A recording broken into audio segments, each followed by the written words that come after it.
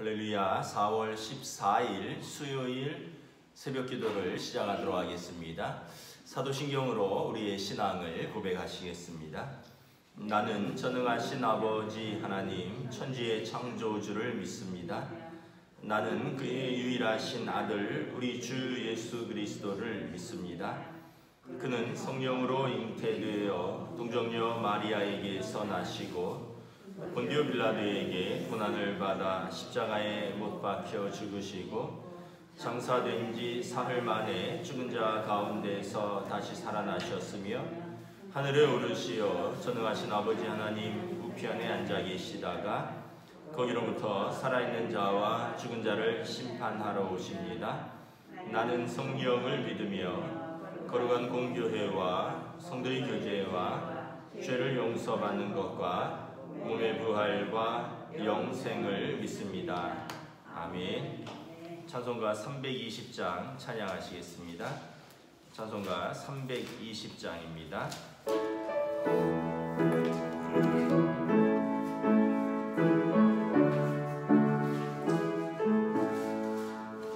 나의 죄를 정케 하사 주의 일꾼 삼으시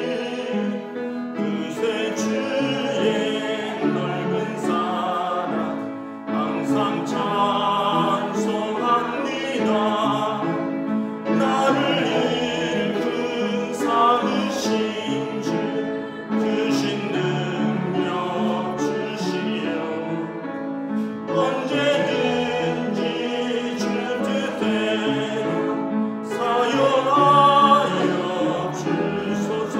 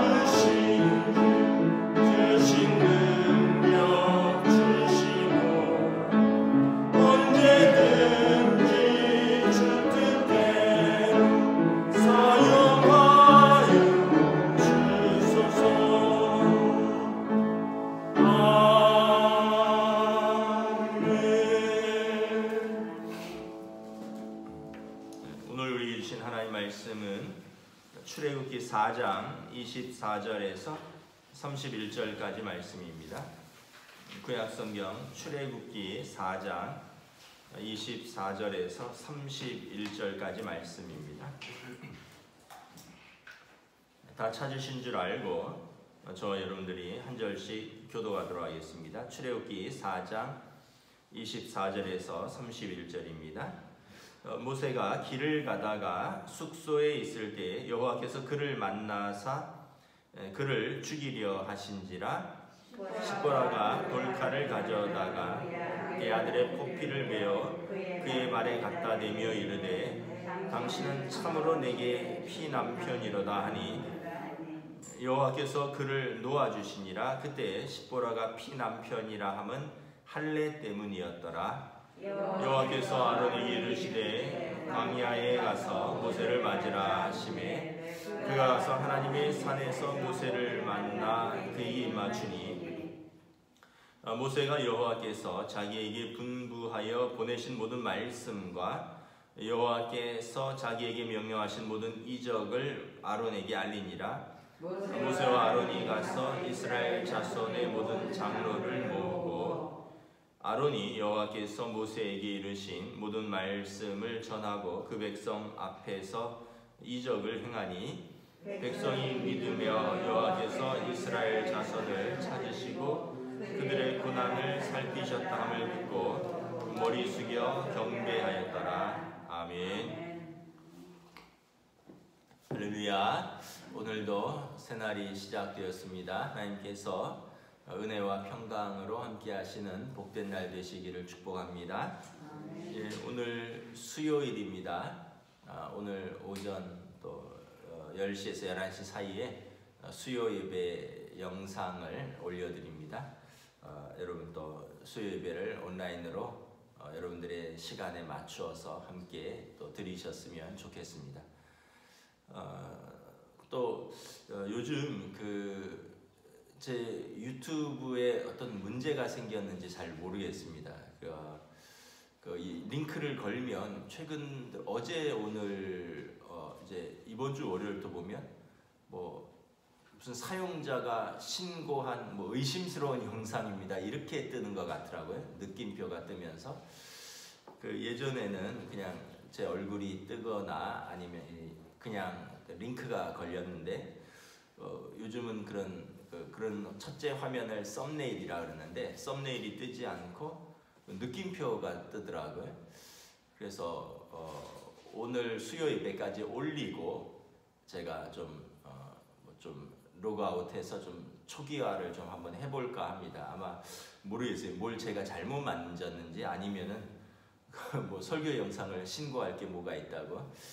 하여튼 그렇게 좀 떠서 우리 여러분들이 좀 요즘 좀 혼란스러운 게 아닐까. 저도 혼란스러운데 참고하시고 제가 링크에 올리는 것은 이제 예배에 관한 거니까 여러분 너무 걱정 안 하시고 클릭하셔도 될 것 같습니다. 왜냐하면 요즘 의심스러운 영상 잘못 클릭하면 휴대폰이 해킹 당한다 이런 것도 있기 때문에 제가 올리는 거는 또 여러분 걱정 안 하시고 하셔도 될 것 같습니다. 하여튼 좀 영상을 좀 한번 점검을 하도록 하겠습니다.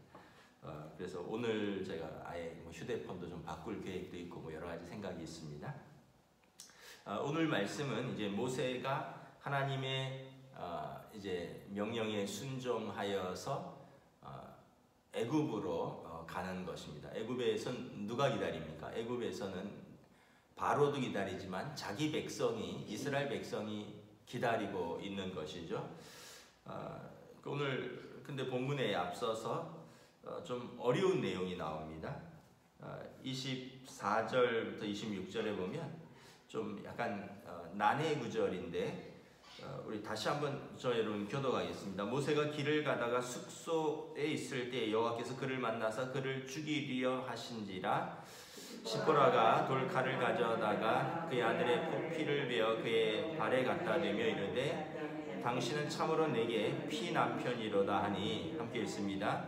여호와께서 그를 놓아주시니라. 그때 십보라가 피남편이라 함은 할례 때문이었더라. 여러분 모세가 길을 가다가 숙소에 있을 때 하나님께서 그를 찾아오셨는데 그를 죽이려 하신다는 거죠.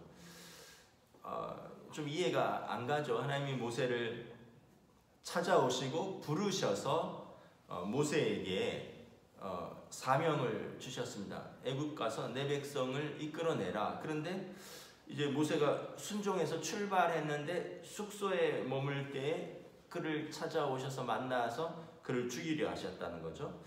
성경은 여러분 드라마나 소설이 아닙니다. 이게 왜 그랬는지 이제 뒤에 자세히 설명해주고 드라마로 보면 그 지나간 상황을 또 보여주고 그런 게 아니라 그냥 딱 3절로 간단하게 설명을 하는데 좀 해석하긴 어렵지만 우리가 유추할 수 있는 구절이 있습니다.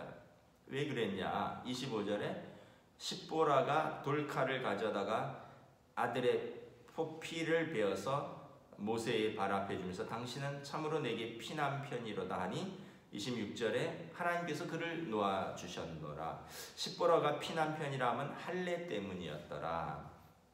간단하게 짧은 구절을 통해서 이제 신학자들이 해석을 하는 것은 모세가 아들의 할례를 행하지 않았다는 것이죠. 모세가 미디안 광야에서 40년 살면서 이스라엘 백성 가운데 속해서 산 것도 아니고 율법이라든가 할례를 아마 잊어버리고 살았던 것 같습니다. 자기 공동체 안에서 살 때 그 율법이나 할례 같은 것을 기억을 하는데 공동체로부터 뚝 떨어져서 40년을 살다 보니까 모세가 자기는 할례를 받았겠죠. 왜냐하면 그 부모님 밑에서 3개월을 자랐으니까. 그러나 이제 모세가 자기 아들은 할례를 행하지 않았다는 것입니다.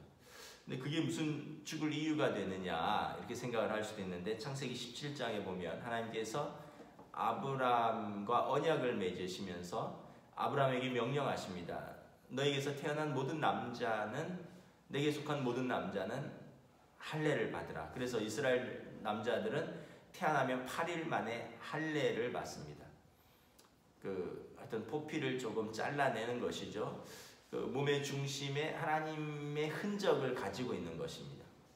그래서 그걸 통해서 할례와 율법은 이스라엘 민족의 두 가지 축입니다. 이스라엘 민족의 어떤 정체성 그리고 선민이란 두 가지 축입니다. 우리 몸에 하나님의 자녀라는 표시가 있다. 하나님께서 우리에게 율법을 주셨다. 근데 지금 모세가 지금 나타나기 전이니까 아직 율법은 없을 때죠. 그들에게 언약의 증표는 할례밖에 없는 것입니다. 그 할례가 없다라는 거죠. 그런데 다시 말했듯이 이게 왜 죽을 이유가 됐느냐? 모세는 지금 이스라엘 백성의 이제 장로들과 그 백성들 앞에 나가야 됩니다. 나가서 내가 하나님이 나를 부르셨고 하나님이 당신들을 구원하시길 원하신다.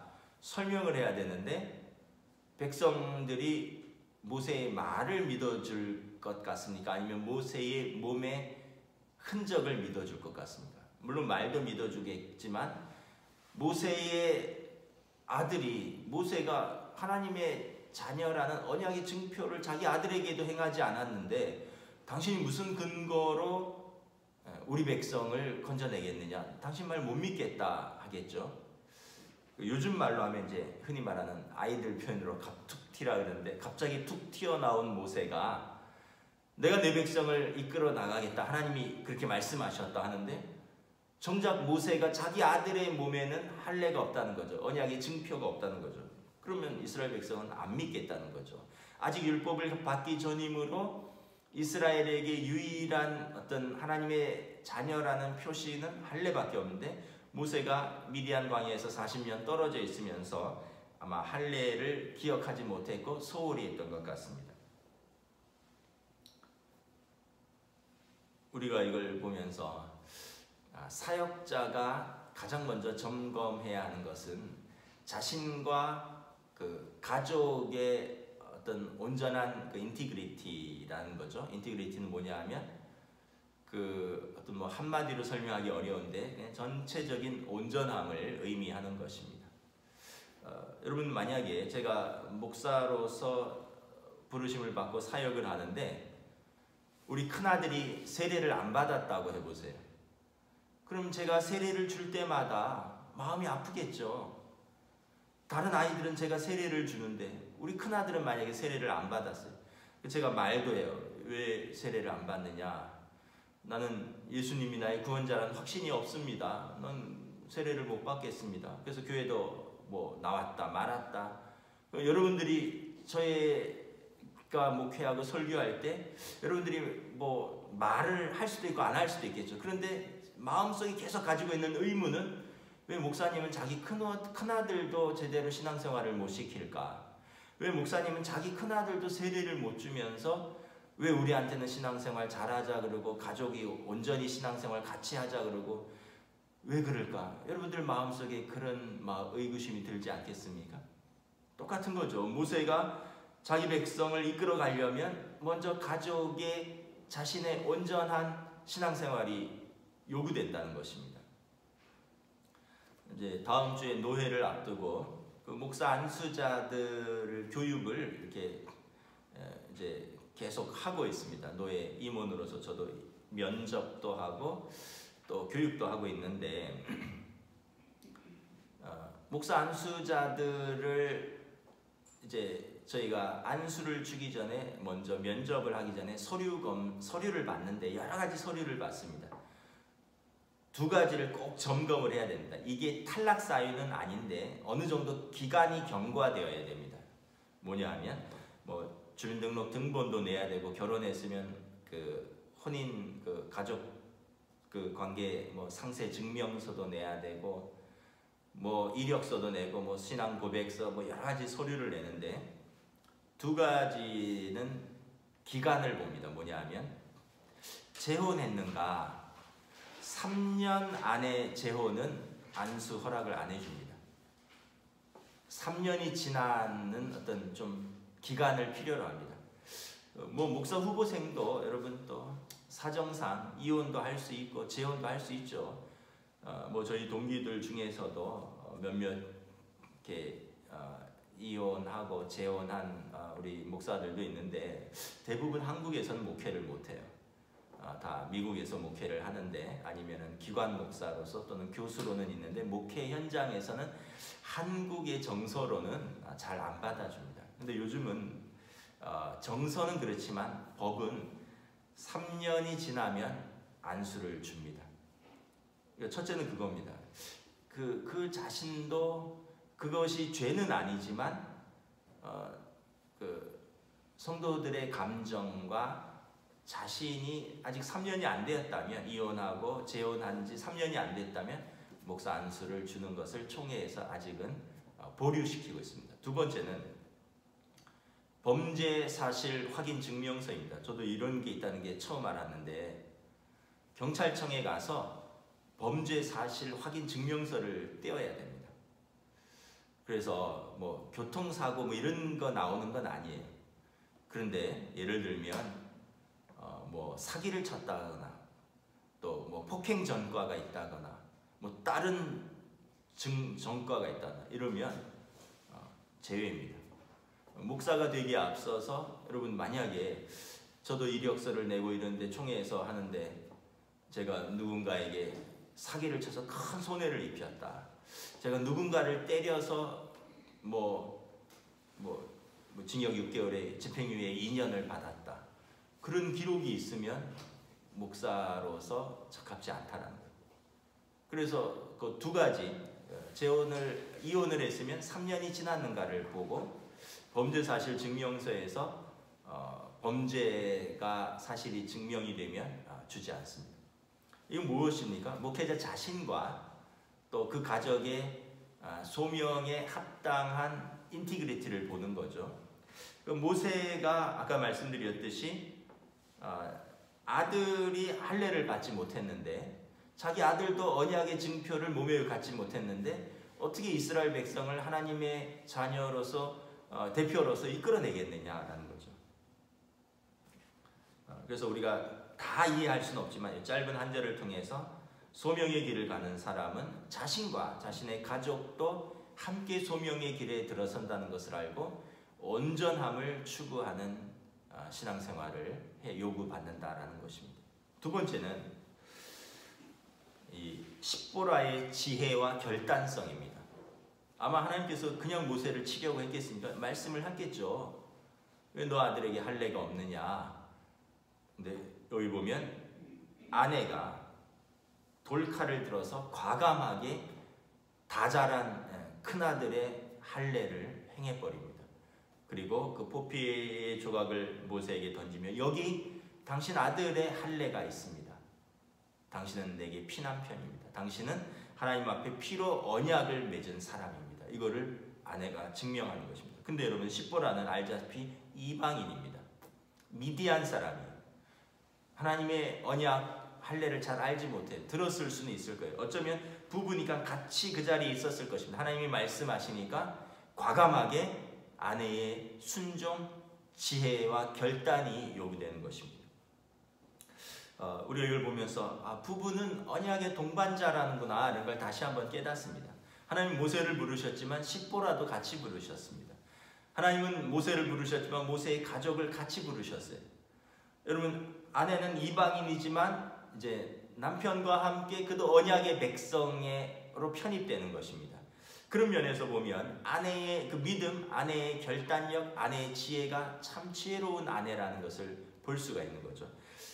이 남자들은 여러 가지 생각할 게 많이 있습니다. 뭐 남자 여자라고 따져서 죄송하지만 남자들은 가족도 생각하지만 또 직장도 생각해야 돼. 직장에 나가서 또 뭐 상사도 생각해야 되고 거래처도 생각해야 되고 또 노후도 생각해야 되고 뭐 부모님도 생각해야 되고 애들 교육도 막 여러 가지 생각하면 쉽게 결단을 못 내려요. 근데 가끔 이제 여자분들은 아내들은 그냥 과감할 때가 있더라고요. 뭐 그런 걸 다 생각하냐고.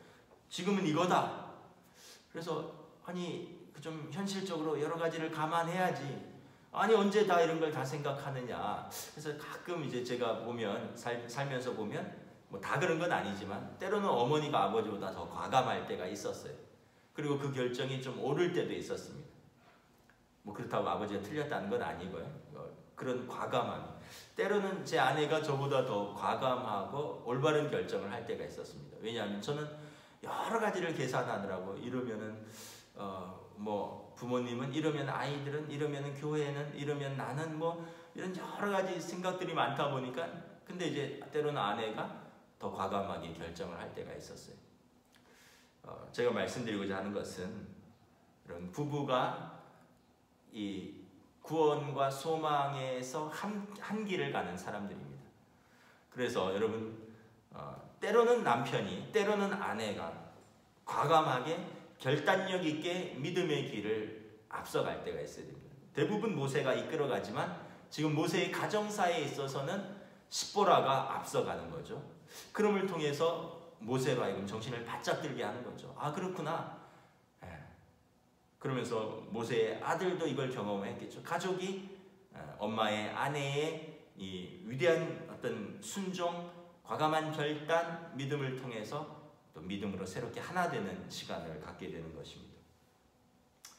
그래서 여러분 이 사건 하나를 통해서 다시 말씀드리지만 그 사역자의 길은 혼자 가는 길이 아니다. 그리고 자신만의 온전함을 요구되는 길이 아니다.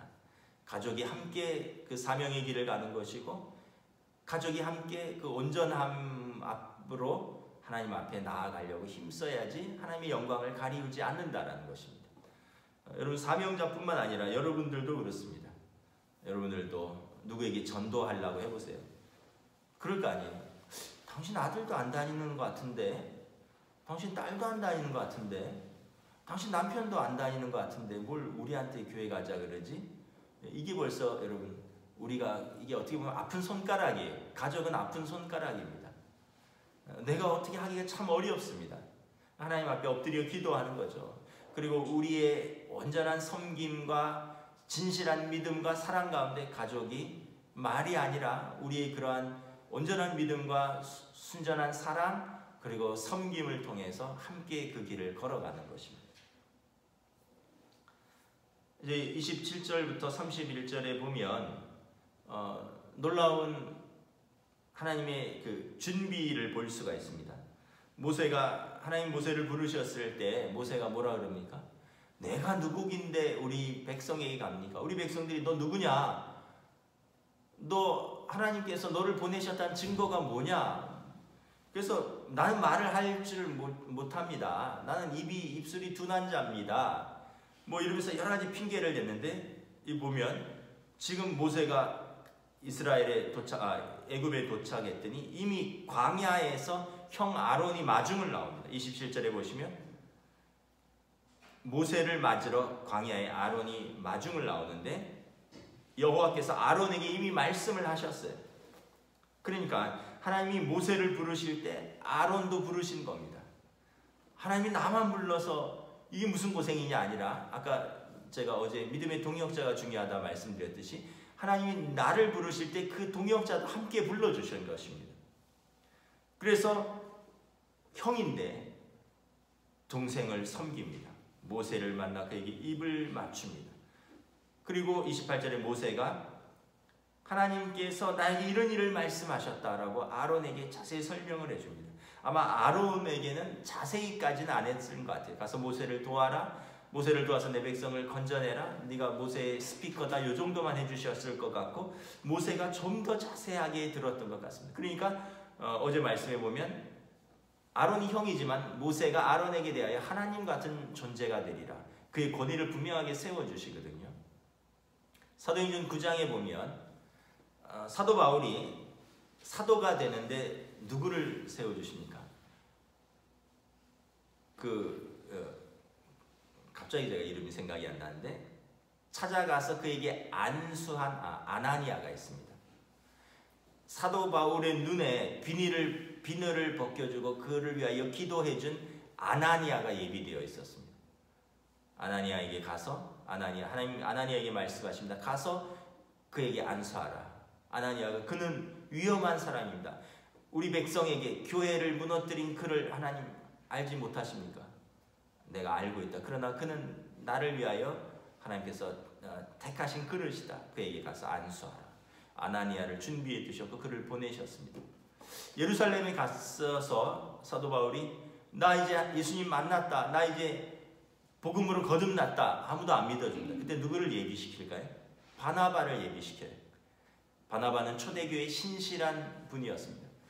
구제와 또 사랑으로 착한 자라는, 위로자라는, 바나바라는 별명이 착하고 위로한다라는 뜻이 있어요. 그 사람을 보면 정말 착하다. 그는 정말 위로하는 사람이다. 그는 자기 재산을 팔아서 가난한 성도들을 돕고 초대교회에 정말 힘이 되는 분이었어요. 근데 그분이 사도 바울을 천거해 줬습니다. 내가 보증하겠다. 그래서 사도들 앞에 그를 데리고 다니면서 바나바가 바울을 세워주었던 것입니다.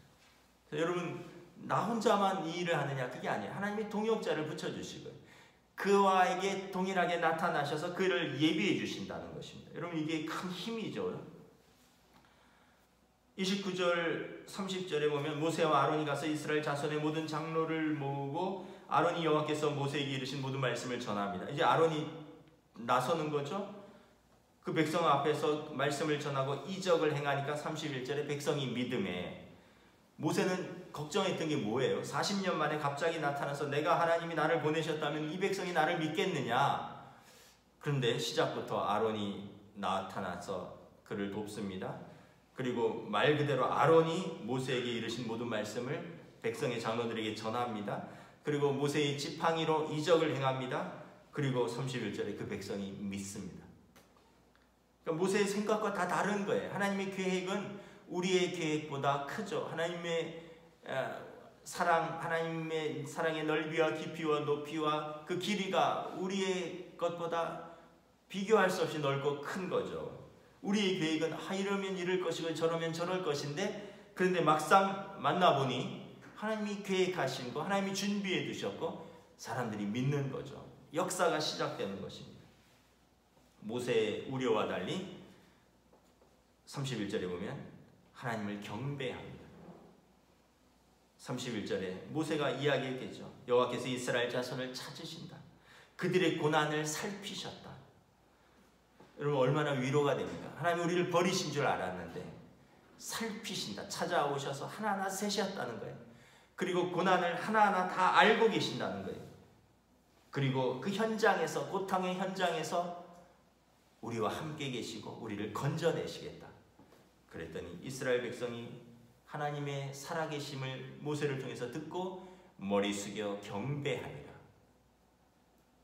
이것이 여러분 하나님의 사랑이고 또 하나님의 사람에 응답하는 것이 우리의 믿음인 것입니다. 오늘 하루도 또 여러분 이런 믿음과 또 이런 사랑의 확신과 그리고 우리의 부르심에 대한 담대함으로 오늘 하루를 살아가는 저와 여러분 되시기를 주님의 이름으로 축복합니다. 아멘. 기도하겠습니다. 하나님 은혜를 감사합니다. 모세의 우려와 달리 하나님께서 모든 것을 준비하시고 계획하시고 사람들을 붙여주시고 그리고 그의 말을 믿고 그 백성이 하나님의 살아계심을 그리고 자기 백성의 고통을 들으시고 구원하시는 하나님의 계획을 듣고 그들이 머리 숙여 경배합니다. 우리가 하나님 앞에서 이 모든 것들을 바라보며 우리를 지으신 분이 우리를 인도하시고 우리를 사랑하시고 우리를 구원하신다라는 하나님의 그 경영, 하나님의 우리를 향하신 그 구원의 계획, 우리가 하나님의 그 놀라운 경륜과 천국의 비밀을 오늘도 우리가 소중히 생각하고 또 감사함으로 받으며 믿음으로 응답하는 하루가 될 수 있도록 주여 인도하여 주시옵소서. 감사를 드리오며 우리 주 예수 그리스도 이름으로 기도드리옵나이다. 아멘. 하늘에 계신 우리 아버지, 아버지의 이름을 거룩하게 하시며 아버지의 나라가 오게 하시며 아버지의 뜻이 하늘에서와 같이 땅에서도 이루어지게 하소서. 오늘 우리에게 일용할 양식을 주시고 우리가 우리에게 잘못한 사람을 용서하여 준 것 같이 우리 죄를 용서하여 주시고 우리를 시험에 빠지지 않게 하시고 악에서 구하소서. 나라와 권능과 영광이 영원히 아버지의 것입니다. 아멘.